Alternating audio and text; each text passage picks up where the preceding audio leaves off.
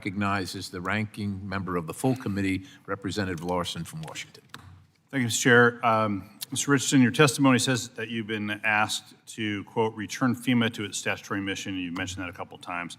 So I have a list here compiled by the Congressional Research Service of the 518 actions that the law mandates FEMA needs to do. And currently, FEMA doesn't follow all these laws. It's 518 statutory missions.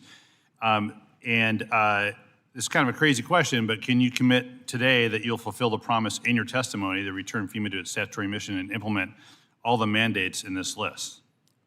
So the answer is, we did our own mission analysis at FEMA, which comes up with not far from the statutory tasks that you have there. And what we did, and I can commit to, is that we developed 8 mission essential tasks that we have to do by statute.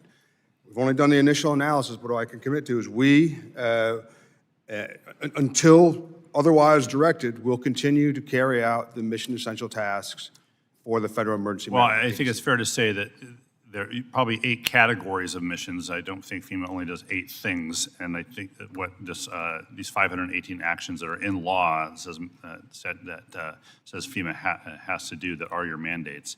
Are worth going over. So I want to be sure we enter this in the record, Mr. Chair.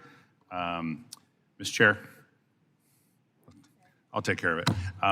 The next thing I want to ask is you noted that the original. Without objection. Thank you. Your testimony says the original intent of FEMA was to help state, local, tribal, territorial partners build their disaster resilience, and that FEMA, quote, must bolster our partners' operational readiness to support our homeland for the risks of today and threats of tomorrow. Here's the thing.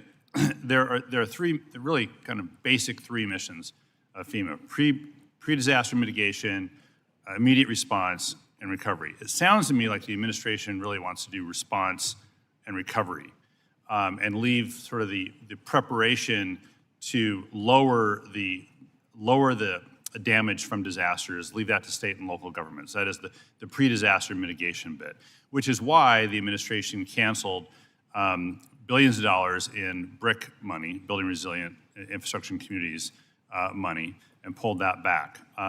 But it does seem that you aren't helping communities prepare for their worst day if we are not helping them, if we're not including in the recovery bit the ability to build for that worst day, so the impact of the worst day is less than it could have been. And that is pre-disaster mitigation assistance. I'm thinking specifically of a lot of things in my state. One in particular, the $85 million grant that was 4 years in the making for the county of Grays Harbor. I can get the details on it. But this is not a county that is going to find $85 million under, in the couch cushions to be able to do that work. And there are places all over the country that need federal assistance for pre-disaster mitigation in order to prepare for the likelihood that something's coming in the future. Could be floods in my area, could be earthquakes in my area, could be wildfires and so on. But the administration is sort of saying, no, states and locals, you need to do that when they don't have the money to do that. We're the backstop. We need to be helping states and locals prepare for this and paying for this with appropriate review so that the disaster we respond to is less than it could have been. And so, I mean, do you think that FEMA has no responsibility to help local governments and state governments prepare for that worst day? Because that's what it sounds like. What I think is that I believe you're referring to mitigation, correct? Yeah. Okay. Yeah. What I believe and what FEMA believes is mitigation is very important, and I think you know what the return on investment for Absolutely. 7 to 1 or something. Mitigation. It's like 7 to 1 or 6 to 1. I don't really remember.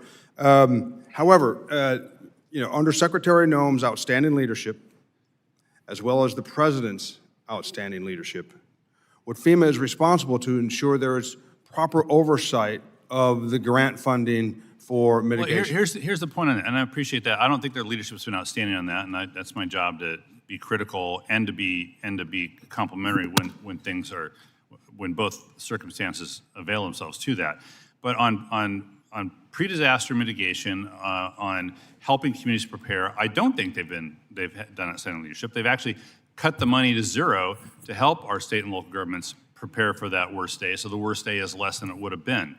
And, you know, we may not have been specific in the FEMA Act to include that. We're looking at changes to make as part of the FEMA Act. It doesn't mean we're against